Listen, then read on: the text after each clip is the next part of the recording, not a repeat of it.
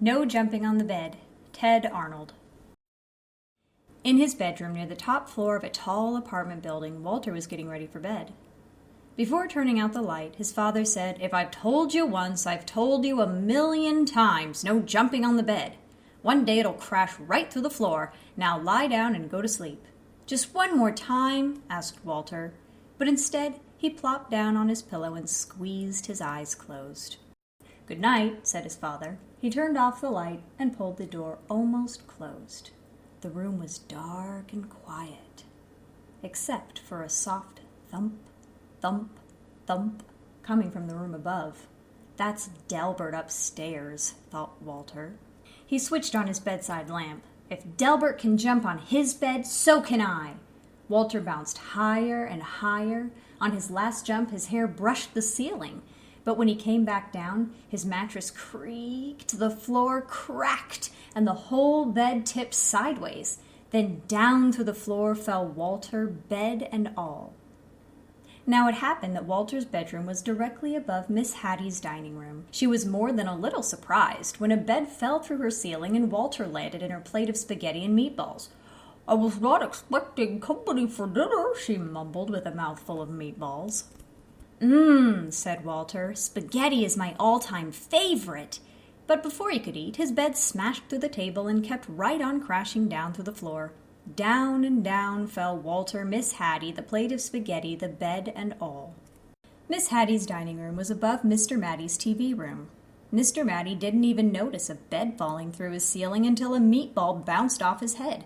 Miss Hattie tumbled into his lap, and Walter splashed into his aquarium. "I've already had my bath tonight," said Walter. He wanted to stay and watch the monsters on TV, but his bed crunched through the floor, taking the TV with it. Down and down fell Walter, Miss Hattie, Mr. Matty, the TV, the spaghetti, the bed, and all. Walter's Aunt Batty had just moved into the building. She was still unpacking when Miss Hattie, Mr. Matty, and a dripping wet Walter tumbled through the ceiling right into a box containing her rare Patagonian stamp collection. When he burst through the bottom of the box, Walter was a sticky mess. "I see you've started collecting stamps," said Aunt Batty as she followed Walter through the new hole in her floor. Down and down fell Walter, Miss Hattie, Mr. Matty, Aunt Batty, the stamp collection, the TV, the spaghetti, the bed, and all. Patty and Natty had worked 3 days building their dream house with blocks. Afraid that Fatty Cat might knock something over, they carefully shooed her out for the night. Then the upstairs neighbors came through the ceiling. "Excuse us," said Walter, remembering his manners. "We won't be staying long." The words were barely past his lips when Walter's bed bashed through the floor and continued on its way. Down and down fell Walter, Miss Hattie, Mr. Matty, Aunt Batty, Patty, Natty, Fatty Cat, the stamps, the TV, the spaghetti, the bed, and all. The last thing Mr. Henratty ever expected to see was a bed coming through his studio ceiling, followed by nearly everyone in the building. "If I had known you wanted to see my paintings," he said, "I would have tidied up a bit." But they never once paused to admire Mr. Henratty's colorful artwork. They were too busy splashing in his cans of paint. Then his floor caved in, and everyone followed Walter's bed down through the hole.